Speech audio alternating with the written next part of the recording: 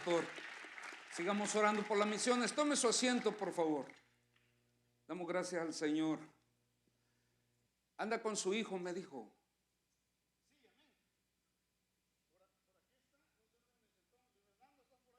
Allá está. Dios te bendiga. Gusto en conocerte. Muy bien, dos anuncios sí antes de iniciar, hermanos. No sé si lo dije, pero sentimos de parte de Dios que usted puede, si anhela y desea y siente en su corazón traer una ofrenda floral, usted lo puede hacer, siéntase libre. Quitamos, dije eso en la mañana para no repetirlo. No lo dije, sí lo dije, no lo dije. Bueno, lo vuelvo a decir entonces, por la indecisión de ustedes, no por la memoria mía. Siéntase libre en traer un arreglo floral. Todo lo que tiene que hacer es, nosotros creemos, hermano, que al ser amado se le regalan flores. Y si usted siente en su corazón traerle unas flores al Señor, ¿verdad? Lo puede hacer, lo pone acá. Y después, si le recomiendo que no lo compre con todo y el jarro, porque eso es lo que lo hace caro. Siempre los jarros van a estar acá, solo que yo pedí que los pusieran allá, pero al final me dijeron que estaban no sé dónde.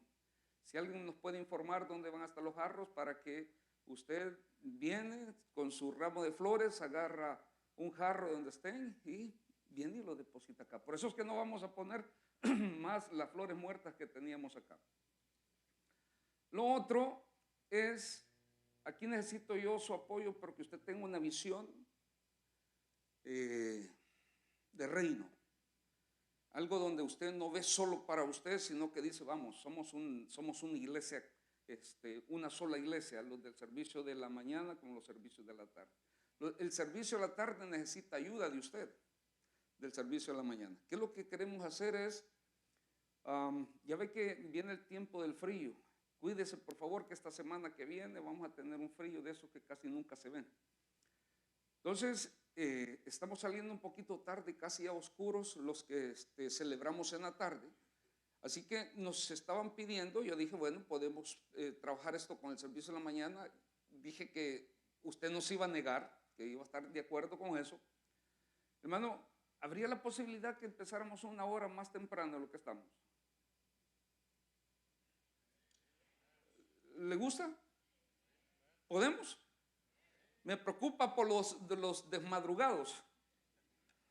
Me preocupa por aquellos que se duermen a las 3 de la mañana, a las 4 de la mañana, que esa es trampa del enemigo. Ahora, si a usted le gusta desvelarse, porque es sábado, pero necesitamos ser responsables. Ve, no queremos afectar la escuela dominical, ya que gracias al Señor la escuela dominical ha sido una gran bendición para la iglesia. La está formando, la está haciendo más firme, pero necesitamos que, si vamos a hacer este movimiento, que seamos bien responsables con nosotros mismos. Una hermana vino, digo hermana porque ya conocía al Señor, y vino y preguntó que a qué horas eran los servicios, que ella quería venir en la mañana. Y cuando le dijeron que era las 11, dijo que era demasiado tarde para ella. Entonces digo, porque creo que la gente que está, la cultura y la usanza de este país, ellos celebran como a las 8 de la mañana el servicio, a la hora que yo me estoy levantando. Son bien madrugadores. Así que, ¿le parece bien? ¿Puedo trabajar en eso? Va. Entonces espero en el Señor que usted me apoye, no solo de palabras, sino que el domingo usted esté. Pero no vamos a empezar el domingo que viene. Por favor, espere, yo le puedo decir a los de la tarde que ustedes son bien buena onda. Que ustedes dijeron, que dijeron amén. Entonces ellos van a estar contentos con eso, con esa decisión suya. Muy bien. Quiero hablarles a ustedes de un milagro que el Señor hizo. El Señor, cuando hacía milagros, lo hacía para restaurar, para sanar, para salvar. Revise usted la Sagrada Escritura y en el Nuevo Testamento usted va a encontrar, hermano, que todos los milagros que el Señor hizo, sanaba, restauraba, liberaba. Todos los milagros que el Señor hizo, hermano, todos fueron de bendición, restauración, salvación. Sumaba, no restaba. Pero en el Antiguo Testamento encontramos nosotros que Dios hizo milagros, pero grandes milagros que afectaron al pueblo de Dios. Le recuerdo algo, yo sé que usted es estudioso de la palabra y usted se da cuenta de que cuando el pueblo del Señor, los israelitas, se portaban mal, ¿se acuerda usted que en la Sagrada Escritura dice que Dios traía una nación desconocida para castigar su pueblo? Hizo bastantes milagros y en el Antiguo Testamento observamos nosotros, hermanos, que hubieron muchos milagros que traían maldición o destrucción por causa de la desobediencia del pueblo. Pero vemos este milagro que el Señor Jesús hizo. No apareció este milagro de un profeta en el Nuevo Testamento, sino que es un milagro que el Señor hace. Pero este milagro es un milagro, hermano, que destruye, un milagro que maldice. Y ahí, en ese punto, hermano, quiero que nosotros entendamos y comprendamos qué tanto nos afecta. Porque si este milagro no es un milagro que Dios hizo para multiplicar, para bendecir, para liberar, restaurar, entonces si fue plasmado en las Sagradas Escrituras y fue dejado para nosotros, tenemos que poner muchísima atención. Porque para mí Dios quiso comunicar algo sumamente serio, a tal grado que tuvo que hacer este milagro, que hoy podemos decir nosotros fue un milagro de maldición. Pero antes de entrar al milagro, porque está escrito en las Sagradas Escrituras, quiero que por favor vaya usted a Efesios 2:11 conmigo, porque tenemos que entender varias cosas, no solamente el milagro, porque si entendemos solamente el milagro, lo estudiamos, sería como una clase dominical donde nosotros solo estamos instruyéndonos, pero como predicación tenemos que aplicarlo a nuestra vida y tenemos que ser serios con relación a lo que las Sagradas Escrituras dejaron saber en el tiempo que el Señor Jesús hizo esto, y eso nos tiene que afectar a nosotros en esta hermosa tarde. Efesios 2:11, y vamos a leer 3 versículos, del 11 al 14. ¿Lo tiene usted? Hermano, note que falta bastante gente. Algunos andan de vacaciones, pero otros se han enfermado. Por favor, que su amor no se enfríe. Llame a alguien. Ustedes de los sectores observan y dicen, mira, no está el hermano fulano. Vamos a darle una llamada. Por favor, hagamos eso. Efesios 2:11. Y en él asimismo tuvimos herencia. No estoy en el 1. Si permítanme. Por tanto, acordaos de que en otro tiempo vosotros, los gentiles, en cuanto a la carne, erais llamados incircuncisión. Hermano, cuando la palabra del Señor habla de gentiles, es el no judío, el no israelita. Simple, el no judío. Y allí entramos nosotros, al menos que usted sea de descendencia judía. Eres llamado incircuncisión por la llamada circuncisión hecha con mano de carne, en la carne. En aquel tiempo estabais sin Cristo, alejado de la ciudadanía de Israel y alejado a los pactos de la promesa, sin esperanza, sin Dios en el mundo. Pero ahora, en Cristo Jesús, vosotros que en otro tiempo estabais lejos, habéis sido hechos cercanos por la sangre de Cristo. Porque Él es nuestra paz. ¿Cuántos dicen amén? Él es nuestra paz. Que de ambos pueblos hizo ¿cuántos? Uno, derribando la pared intermedia de separación. Quiero que por favor entendamos esto, hermano. Habían dos pueblos. Estaba el pueblo escogido por Dios, establecido en el Antiguo Testamento como el pueblo de Israel, y estaban los gentiles. Y entre los gentiles estamos todas las nacionalidades aquí representadas. ¿Qué hizo Dios por pacto de amor y eterno? De los dos pueblos hizo uno. ¿Quién es el pueblo de Dios entonces? ¿Todos quiénes? Todos los que hemos creído en Cristo Jesús como Señor y Salvador, y los israelitas. De dos pueblos hizo uno. Entonces, cuando la Biblia habla del pueblo del Señor, tanto de bendición como de responsabilidad, ¿a quién le está hablando? ¿Al pueblo de Israel o a nosotros también? A nosotros también. Vamos. Entonces observamos nosotros y decimos, no vamos a estar solo metidos en la bendición y decir, ¿sabe qué, mi amado? nosotros somos el pueblo de Dios y tenemos una herencia ya con los santos y tenemos ciudadanía en el cielo porque somos el pueblo de Dios. No solo reclamar el beneficio. El pueblo del Señor también tenía responsabilidad. Entonces lo estamos entendiendo. Quiero que también vaya a la primera carta de Pedro, capítulo 2, antes de entrar al milagro del cual estamos hablando. La primera de Pedro, capítulo 2, versículos 9 y 10. 2 versículos.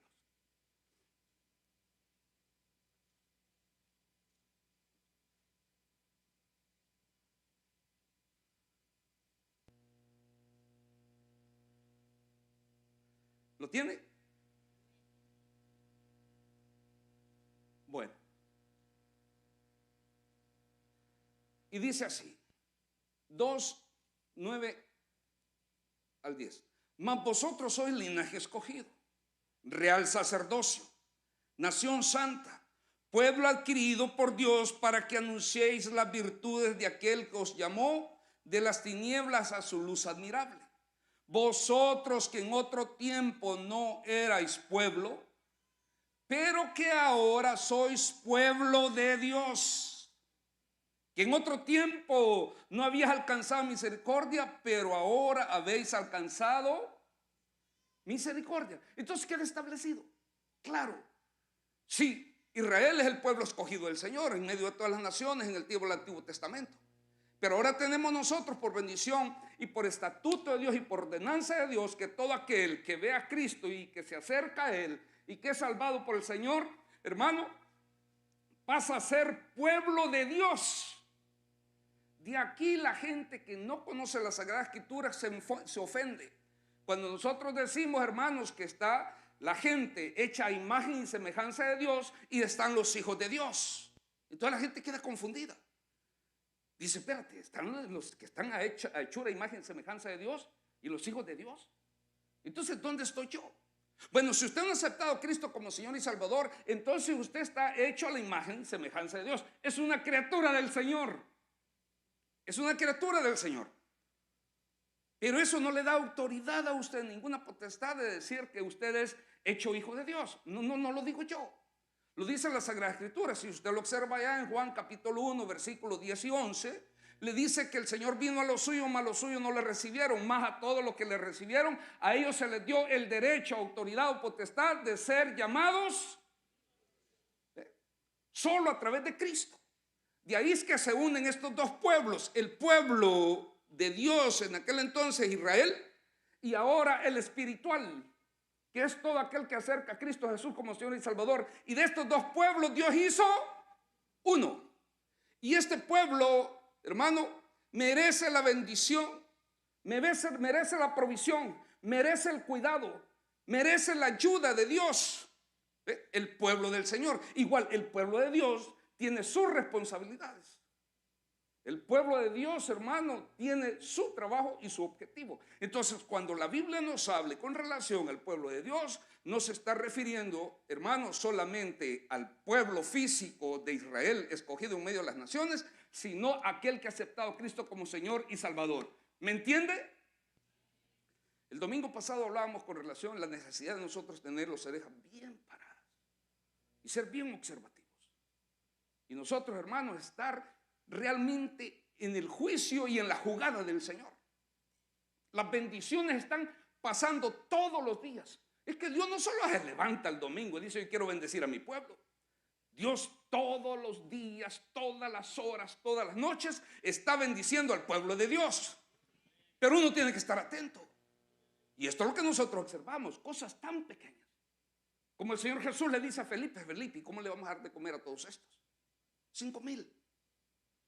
Más mujeres y niños. Y Felipe se puso ahí a quererle enseñar al Señor, miren, no me cuadran las cuentas, Señor, en mi contabilidad no me alcanzaría el dinero, 200 denarios. Y en todo eso, ¿qué se había hecho Andrés? La plática no era con Andrés, la plática era con Felipe. Creo que estaban todos ahí, pero estaba el Señor hablando con Felipe y Andrés escuchó. Y Andrés salió a correr y dijo, y después trajo y dijo, aquí está un muchacho que tiene 5 panes y 2 pececillos. Y usted la historia ya la conoce. ¿De a quién provocó el milagro? Porque el Señor Jesús lo que quería era algo para multiplicar. ¿Quién lo trajo? Aquel que observó, aquel que estaba atento. Usted y yo no podemos pasar la vida solo así, como que hoy es lunes, mañana martes, vamos a esperar el viernes, vamos a esperar el domingo, vamos a esperar cheque, vamos a hacer. No, usted como pueblo espiritual del Señor sabe que tiene un propósito de Dios. Si usted dice, necesito crecer en el Señor, esa tiene que ser su meta. Si usted dice, Dios me está demandando que yo dé fruto el 30, el 60, el 100 por uno, eso tiene que ser mi meta.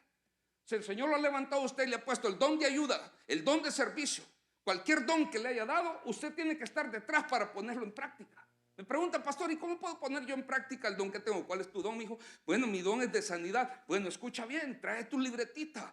Escucha aquí, cuando ellos están acá, métete a la oración de la mañana a las 6 de la mañana y haz tu propia lista.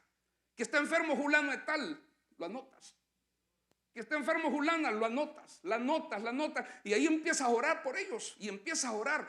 Te van a hacer desde adentro ir a visitar. Te dije, la hermana Yesenia Samayoa le han hecho una operación muy delicada y está en casa. Le dije, hermano, ustedes que son damitas, vayan y visítenle. Entonces viene el que tiene el don de sanidad, tiene, hermano, ese anhelo. Es que casi se le vuelve una desesperación. Y eso es lo que el Señor quiere de nosotros. Cosas pequeñas, pero Dios las quiere multiplicar. Usted no sabe a quién usted, hermano, está sirviendo hasta que usted ve el poder de Dios en las cosas pequeñitas.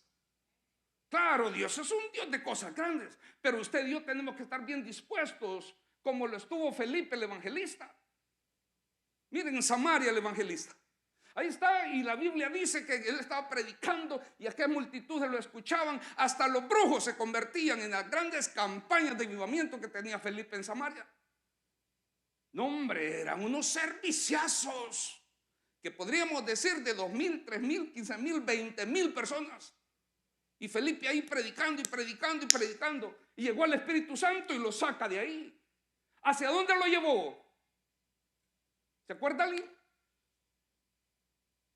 ¿A dónde lo llevó? De Samaria lo llevó ¿a dónde? A uno que que había venido a adorar, que había estado en el llamado que se le daba a los judíos y se estaba regresando a Etiopía. Iba en su carruaje. Lo saca de 15,000, de 20,000, de 5,000, de 3,000. Y lo saca para que le vaya a predicar a uno. Si usted hubiera sido Felipe, usted le rezonga al Espíritu Santo.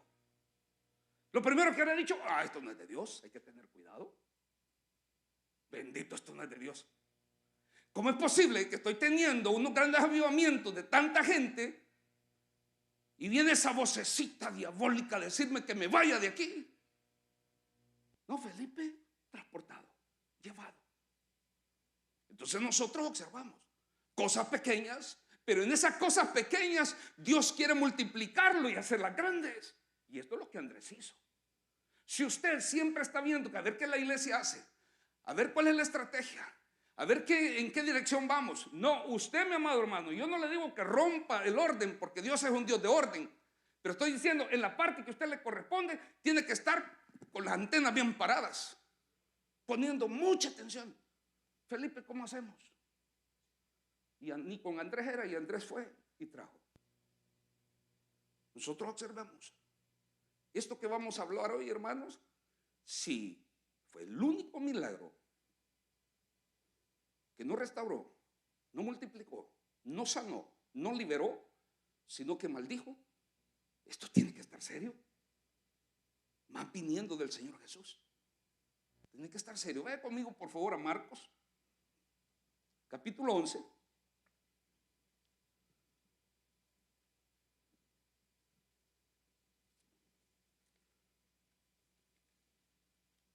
Si usted no tiene Cristo en su corazón, usted necesita entregar su vida a Cristo. No se vaya sin Cristo en su corazón. Ya le voy a explicar en un momento qué es tener a Cristo en su corazón, porque a veces son palabras que nosotros usamos, eclesiásticas, que de repente, si no conocen mucho la palabra, nos cuesta entender. Pero ya vamos a explicar eso. Marcos capítulo 11, versículo 12.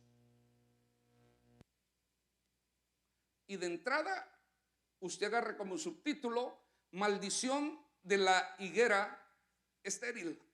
La palabra estéril no la podemos omitir, porque no se trató de que el Señor anduviera secando a todos los árboles que tenían hojas hermosas y verdes, sino que vamos a ver por qué razón Dios hizo este milagro, porque el Señor Jesús hizo este milagro específicamente con una higuera.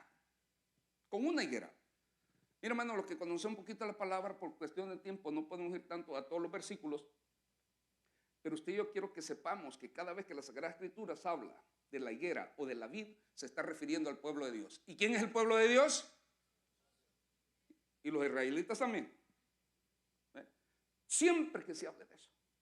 Entonces aquí, en el tiempo del Señor Jesús, Él está dando de una manera simbólica, usando una plantita para poder ir en contra de las actitudes, en contra de el trabajo y el propósito que no estaba cumpliendo la iglesia judía.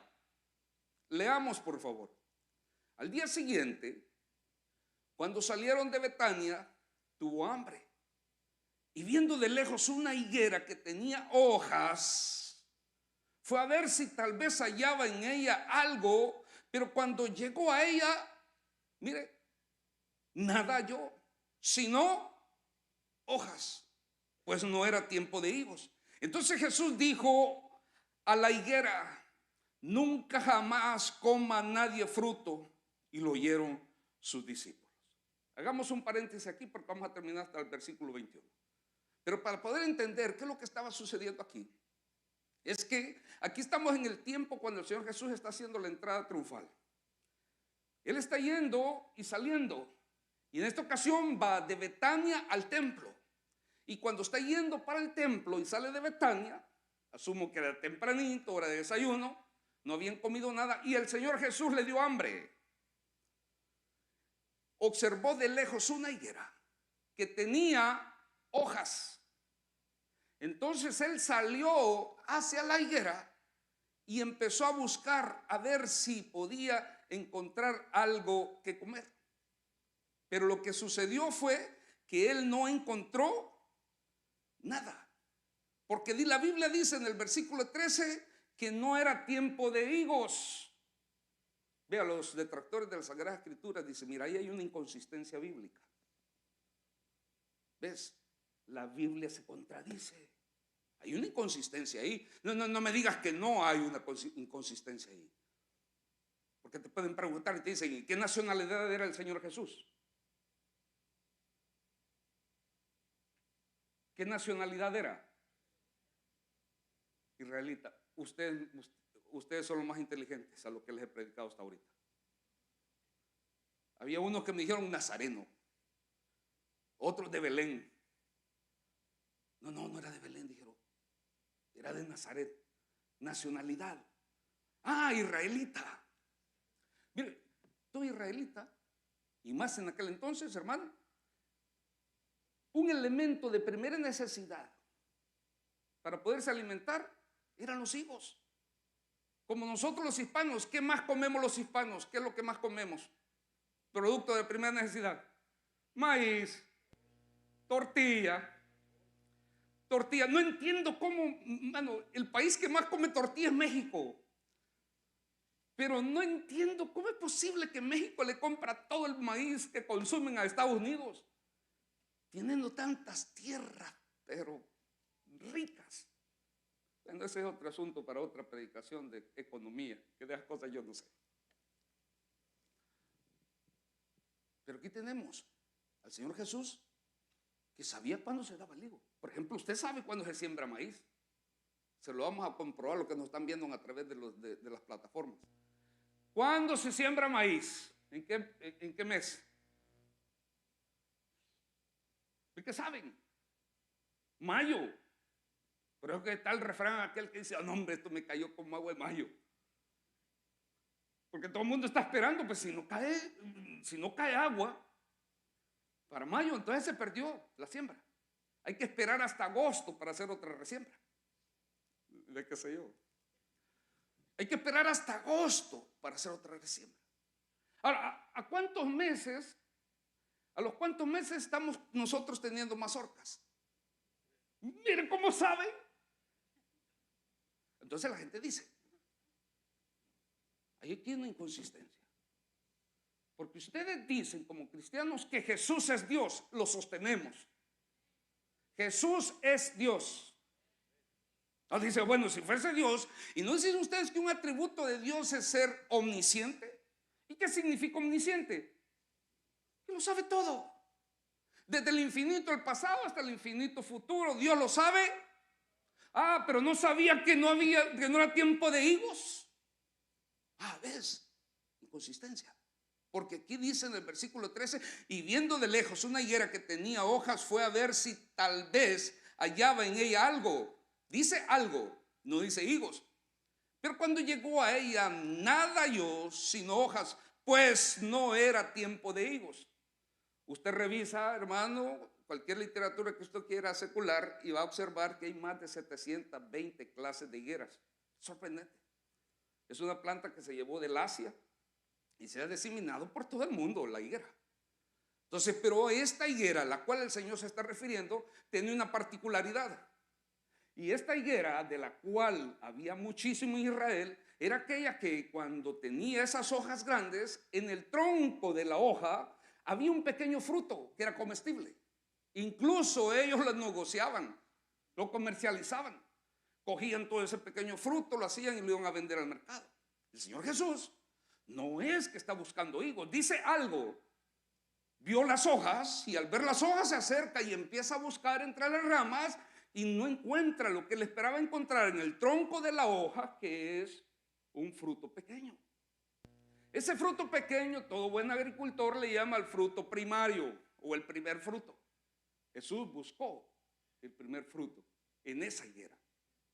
Y al no encontrar ni siquiera el fruto primario o el primer fruto, entonces la maldijo. Vuelvo de nuevo. Cuando se habla de la higuera o se habla de la vid, se está refiriendo ¿a quién? Ayúdeme, hombre, no sea así. ¿Se está refiriendo a quién? ¿Y quién es el pueblo de Dios? Entonces el Señor va y busca y no encuentra nada. Entonces la maldijo. Sigamos un poquito, por favor. Versículo 15. Van en su camino, porque no podemos separar, incluso del versículo 1 hasta que culmina el capítulo 11 de Marcos. Hermano, va todo junto, pero no tenemos todo el tiempo. Vinieron pues a Jerusalén, porque el camino que llevaban era hacia Jerusalén, y entrando Jesús en el templo, comenzó a echar afuera a los que vendían y compraban en el templo, y volcó las mesas de los cambistas y las sillas de los que vendían palomas, y no consentía que nadie atravesase el templo llevando utensilio alguno. Y les enseñaba diciendo, ¿no está escrito? Mi casa será llamada casa de oración para todas las naciones, mas vosotros la habéis hecho cueva de ladrones. Hagamos un paréntesis más.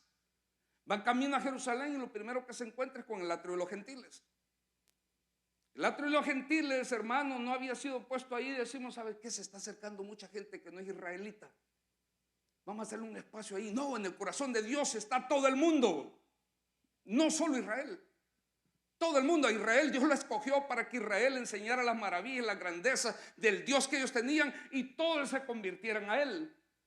Pero como Israel no cumplió con su propósito, como Israel, hermano, realmente ni siquiera le interesó servirle a Dios, cambiaron la palabra de Dios, hermano, por las tradiciones, se perdió el pueblo, se perdió. Entonces viene y cuando entra, lo que se encuentra es una mesa aquí con jaulas llenas de palomas, allá un corralito con ovejas, otro corralote con machos cabrillos, otros corralotes allá con ganado vacuno, y la gente cambiando, y una mesa con mucho dinero. En esa mesa había dinero que se usaba a nivel nacional y monedas que solamente se usaban en el templo. Para aquel entonces los que visitaban el templo, hermano, tenían que pagar anualmente una cuota. El hecho de ser el pueblo de Dios, solo por ser el pueblo de Dios, tenían que pagar un tributo. un tributo que ascendía a 2 jornadas de trabajo. O sea que usted agarra lunes y martes y ese dinero se tenía que pagar al templo. Mire hasta dónde estaba la vivianada del liderazgo. Mire hasta dónde falló la iglesia del Señor. Porque ellos estaban establecidos para que la iglesia, para que aquel que cree en Dios pueda señalar a dónde puede encontrar la gente a Dios, cómo buscar a Dios, cómo servirle a Él.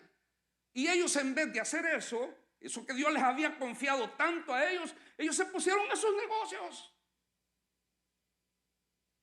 Y el atro y los gentiles agarraron, los separaron en cuadros, quizás hasta números les pusieron. Les cayó la alcaldía y empezaron a cobrar. Fíjese, observe usted que el Señor Jesús no le dio vuelta a las mesas de zanahoria ni de los tomates. No dice que le haya vuelta a esos productos. Porque ellos, querían tapar el ojo al macho casi. Vendiendo solamente, hermano, artículos religiosos. Solo cosas que se tenían que sacrificar a Dios. Porque eso se iba a ver santo y nadie lo iba a notar. A mí me sorprende cuánto ingenio se tiene que hacer, hermano, para que un cristiano viva doble vida. Me sorprende el esfuerzo que tiene que hacer. Me sorprende el esfuerzo que tiene que hacer un cristiano para vivir doble vida. Le hace más fácil vivir una vida siendo original, siendo verdadero. Me sorprende el ingenio que tenían estos. Porque miren lo que hicieron. ¿Por qué no aceptaron la moneda que se usaba en todo Israel? No, ellos tenían que usar la moneda extendida y hecha del templo. No puedes pagar con la moneda de Israel, tienes que pagar con moneda del templo, porque santidad a Jehová. Transeros, sinvergüenzas. ¿Sabe lo que estaban haciendo? En el cambio, porque tenía una mesa llena de monedas, en el cambio de la moneda de Israel a la moneda del templo, ellos le subían un gran montón solo por cambiar la moneda. Todo era negocio ahí. Claro, y cuando el Señor Jesús entra, lo primero que él observa, hermano, que en esa iglesia no estaban haciendo la voluntad del Señor. ¿Qué se iban a andar ellos molestando por enseñarle a la gente lo que Dios quería? ¿O cómo servirle a Dios? ¿O en el peligro que se encontraban? No, ellos estaban en sus propios negocios. El pueblo del Señor estaba en su propio business, haciendo sus cosas. Y hay los demás a ver quién hace la obra del Señor. Entonces el Señor viene y agarra las mesas y las vuelca. Y agarra un hacial. Y me imagino que uno vio que iba para ahí, agarró sus cositas y dice: ¿para dónde va usted? Porque no consentía que nadie se pusiera nada encima. Dijo: esta es la casa de mi Padre, casa de oración para todas las naciones. Y dijo eso porque estos habían agarrado el espacio que le correspondía a los gentiles para ir a adorar al único Dios verdadero, para hacerlo mercado. ¿Para dónde va?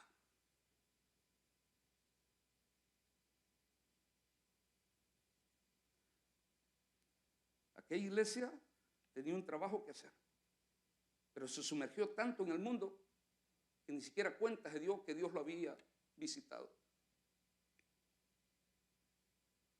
Ni cuenta se dieron. Porque no solamente eran, hermano, culpables los líderes que dirigían la iglesia, sino ellos también que alimentaban un sistema.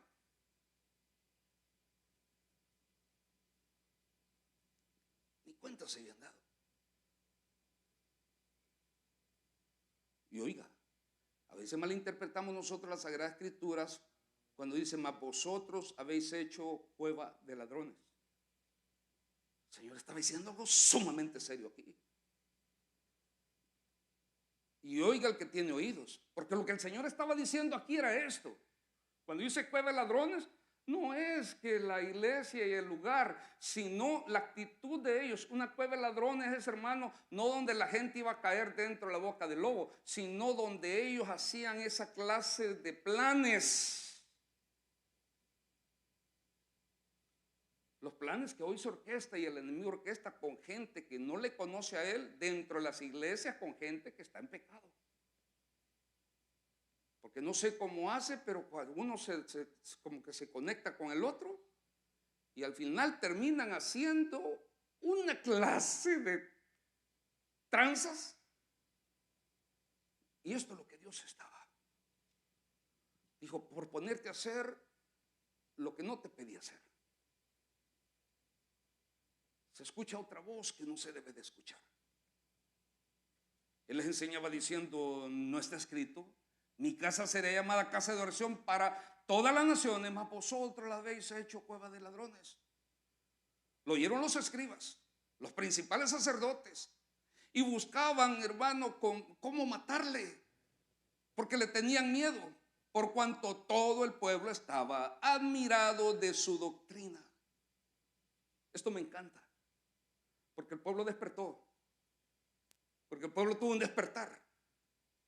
Y ahí se predicaba algo, pero le gustaba lo que el Señor Jesús decía. Porque el Señor Jesús decía algo así como increíble. Estos cuelan el camello, no, perdón, cuelan el mosquito y se tragan el camello. Dice, ¿cómo es posible que tú puedas ver la paja que está en el ojo de tu hermano teniendo una viga atravesada en el tuyo? ¿Cómo haces para poder ver lo mal que anda el hermano, lo malo que hizo el hermano y no darte cuenta lo malo y lo mal que has hecho? A la gente, ¿cómo no le iba a gustar eso? Y decía cosas como hipócritas. ¿Cómo es posible que ustedes dicen no se puede hacer nada en este día sábado? Y si les cae a ustedes su animalito en un hueco, ¿no van y lo sacan? ¿Cuánto más esta mujer que ha tenido esta maldición por tantos años? Entonces la gente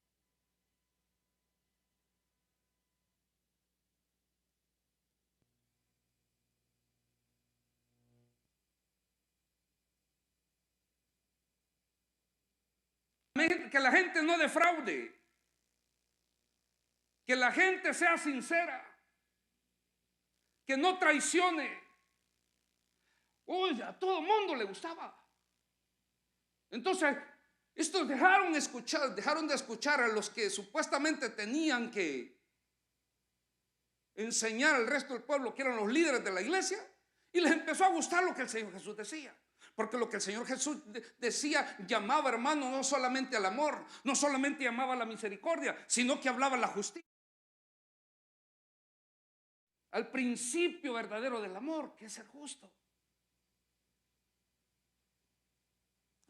Por eso, cuando lo oyeron los escribas se molestaron muchísimo, porque se sintieron, hermano, exhibidos. Dicen, no, espérate, este no es el amor de Dios. ¿Cómo es posible? Si cuando el Señor Jesús dijo, oye, es muy bueno que usted traiga la ofrenda al templo, es bueno que usted traiga los diezmos y la ofrenda al templo, pero está tan malo que usted se olvide de sus padres. Es bueno que usted haga esto, pero está malo que no haga lo otro. ¿Cómo no le iba a gustar a la gente? ¿Cómo no le iba a gustar?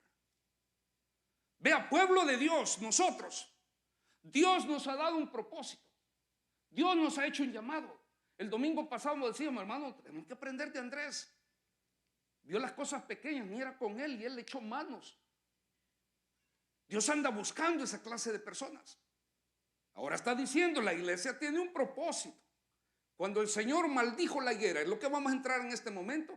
Mano, no es que había más árboles llenos de hojas. ¿Por qué no maldijo todos los árboles que tenían hojas?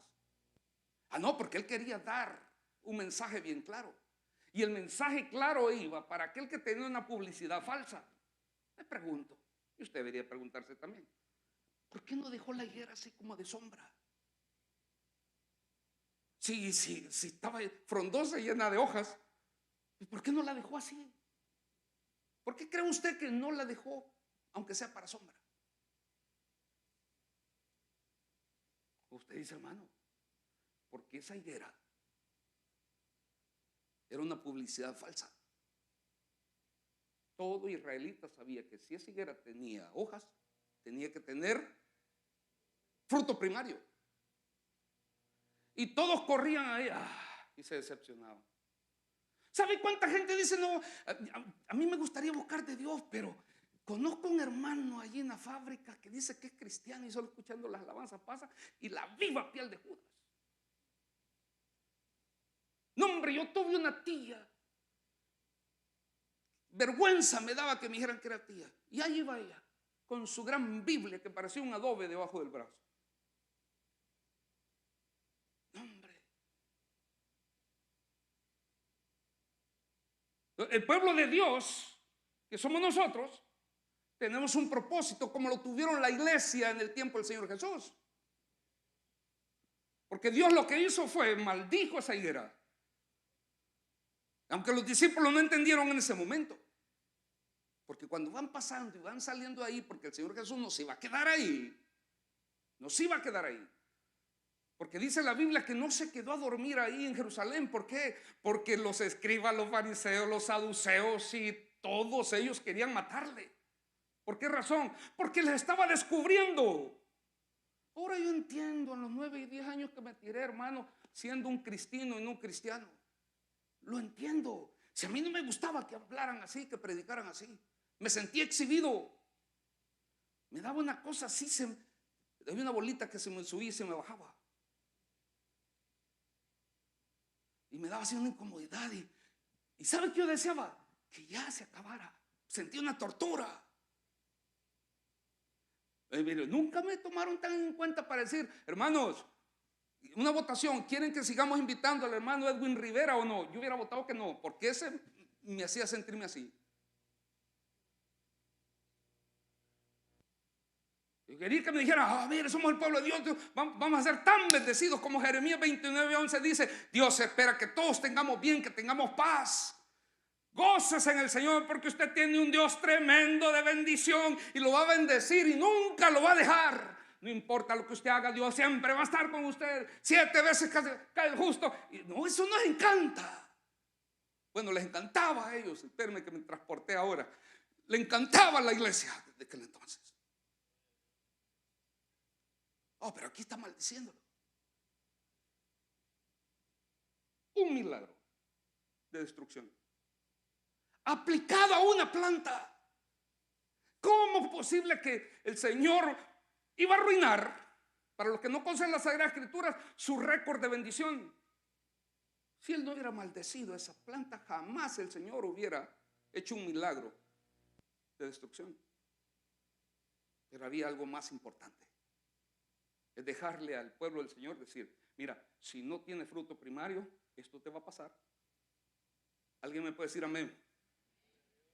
Aunque sea fruto primario. Hermano, es que meterse en un problema con un hermano se necesita carácter y coraje. Hablar algo que no le consta a uno y dañar a otra persona se necesita valor. San Lucas 17:1, ¿qué dice? Imposible es que no haya tropiezos. Pero hay de aquel que haga tropezar a uno de mis pequeños. Más le valiera. Eso ya lo tocamos. El Señor veía ahí al pueblo, los sinvergüenzas del templo, y el pueblo también que ni las manos metía. Ni las manos. ¿Por qué no vendían verdura y todo eso? Porque decían ellos, bueno, ¿para qué voy a llevar este carnero desde acá? Unos se habían ido a vivir hasta Alemania. Era la diáspora de los israelitas. Otros habían ido a vivir por Moscú. Otros se habían movido por Irán. Decían, no, hombre, llevar este animalito, que ahí mejor lo compro en el templo. Bien acomodidos. Uno tiene que mostrar el sacrificio. Tiene que mostrar el interés. Y esto es lo que Dios estaba haciendo. Y esto es lo que le gusta a la gente de afuera. Aquí hay personas que tal vez no tengan a Cristo en su corazón. Y lo que pueden decir, eso es correcto. Así tiene que ser. Y ellos no pueden rechazar a un Dios que le está hablando a su conciencia y le dice, esto es justo. Como justo es también que si usted no tiene a Cristo como Señor y Salvador, que el día que usted muera no vaya al cielo por las cosas que usted ha hecho. Y eso es lo que estaba en mi corazón. Yo sabía, el día que tuve que entregar mi vida a Cristo, yo lo hice, hermano, y se lo voy a confesar a usted porque Dios lo sabe, yo lo hice por miedo al infierno. Porque yo había leído bastante que decía que la única manera de llegar al cielo era el Señor Jesucristo. No había otro camino. Yo soy el camino, la verdad y la vida. Nadie viene al Padre si no es por mí. No sé por quién cree usted que podría alcanzar el cielo, pero la Biblia dice que solamente hay un camino. Y al morir en la cruz del Calvario lo hizo por mis pecados. ¿Qué debo hacer yo? Arrepentirme de todos mis pecados y aceptar el sacrificio y decir, Señor, gracias por el sacrificio que hiciste por mí en la cruz. Gracias, me arrepiento de todos mis pecados. Romanos 10:9 dice que eso es todo para que usted sea salvo. Aceptar el sacrificio de él en la cruz y arrepentirse de la manera que usted estaba viviendo. Oiga, cristiano, arrepentirse de la manera que está viviendo no es solamente que nosotros nos volvemos como fanáticos del Señor Jesús, sino vivir una vida distinta y diferente. Vamos terminando. Versículo 20. Pasando por la mañana, vieron que la higuera se había secado. Oiga, desde las raíces. Entonces Pedro, acordándose, le dijo, Maestro, mira la higuera que maldijiste, se ha secado. Respondiendo Jesús le dijo, ¿qué le dijo? Tened fe. Y esto, hermano, culmina lo que queremos tocar hoy. Aquí está el cuadro. Van saliendo a Jerusalén, no quieren dormir ahí porque corren peligro. Quizás van en el camino a Betania, están regresando a Betania. Y Pedro observó y dijo, Maestro, mire, no ha pasado un día. Y es que no ha pasado, tal vez unas 12 horas, por mucho. Porque yendo para Betania, maldijo la higuera. No quiso dormir ahí, dice la Biblia. Entonces, regresando por el camino, Pedro vio la higuera. Le dijo, Señor, Maestro, la higuera que maldijiste se secó hasta las raíces. Mire la respuesta del Señor Jesús. Yo digo, Señor, ¿por qué no les explicaste? ¿Por qué no les dijiste? Miren, discípulos, se los voy a explicar. Dios entiende que nosotros somos su pueblo y que nos puso a nosotros para que alimentásemos al pueblo. Nosotros como planta, como la higuera. Pero al no cumplir el propósito, entonces esto es lo que Dios hizo. Le mandó juicio a la iglesia de ese tiempo. Porque todo el mundo ya estaba cansado.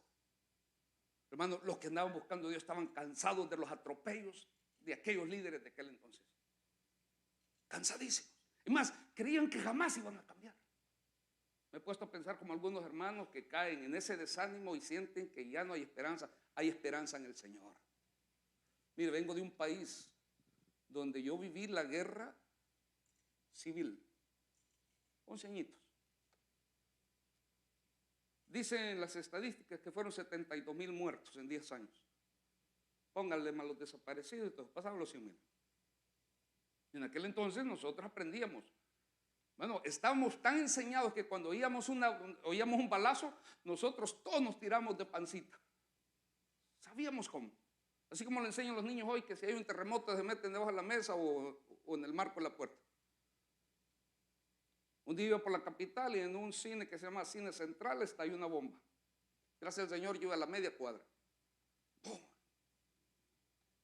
Entonces uno no hay para dónde correr, pero como uno ya está en la guerra, uno se va acostumbrando. Oiga, el cristiano no se puede acostumbrar. Usted no se acostumbre a no dar fruto. No se acostumbre hacia donde el enemigo lo quiere llevar. Romanos 12 dice que nosotros no nos conformemos a este siglo. Usted es diferente, usted no es del mundo. Su nacionalidad es el cielo. Usted es pueblo de Dios, escogido por el Señor. Usted es real sacerdocio. Usted ha sido llamado a vivir otra vida, no como la del mundo. Usted ha sido llamado a bendecir al mundo. Usted es luz, usted es sal. Pero no se puede acostumbrar a no dar fruto. ¿Sabe? Dios está esperando que sea fruto primario, algo pequeño. Algo pequeño está esperando el Señor. Pero no se puede acostumbrar a no dar fruto. Jamás. Y ahí estamos nosotros y dijimos, no, esto está difícil. ¿Cuándo se va a acabar? Al 90, 91 estaban firmando la paz entre la guerrilla y el ejército o el gobierno. No, hombre, hermano, qué paz ni qué 8 cuartos. Hasta el 2020, hasta ahí, hermano, más muertos que en el tiempo de la guerra por causa de las maras. ¿Sabe qué decía la gente del pueblo, del mismo país de nosotros? Que estaban mejor con la guerra civil.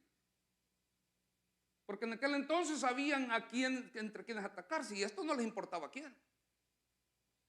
La gente dijo, ya no hay esperanza. Bendito sea el Señor. Dios siempre levanta a alguien o a alguien.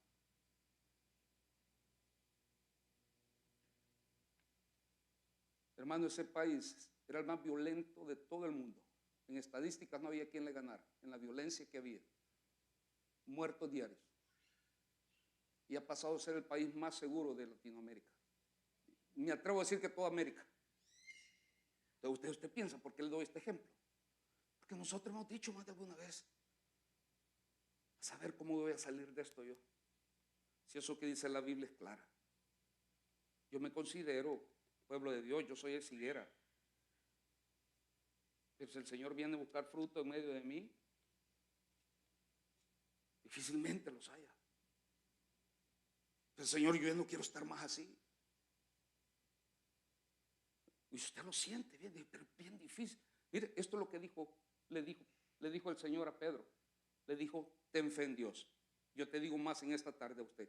Por favor, tenga fe en el Señor. Dios lo ha escogido. Pero usted necesita terminar con esa publicidad falsa. Porque el Señor no dejó esa higuera. ¿Sabe por qué no la dejó? Para que esa higuera no engañara a otros. Por lo que se lo expliqué. Porque el mal cristiano cierra la puerta del cielo en vez de abrirla. Póngase en sus pies, por favor. Gloria sea al Señor. Amado Señor y Padre nuestro, quiero darte las gracias. Gracias, Padre, porque nos has hecho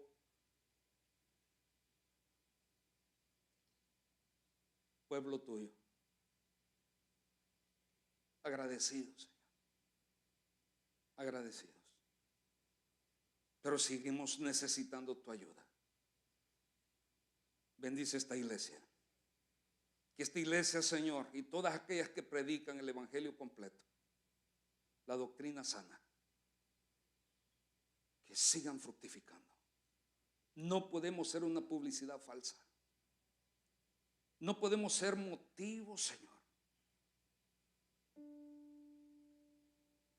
de muerte ni sequedad.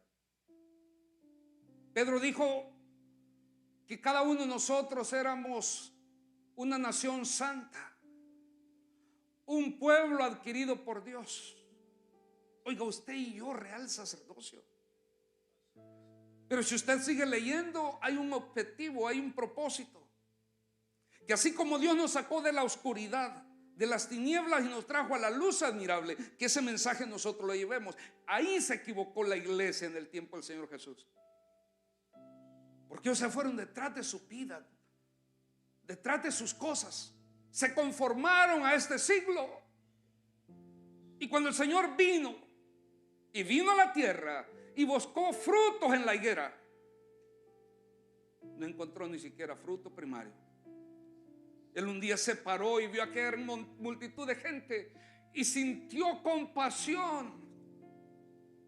Yo siento que quiso llorar, porque vio aquel montón de gente y los vio como ovejitas que no tenían pastor. Y no tenían, hasta 2 sumos sacerdotes tenían. Habían escribas, habían sacerdotes, fariseos, saduceos. Había una maquinaria religiosa, toda una organización.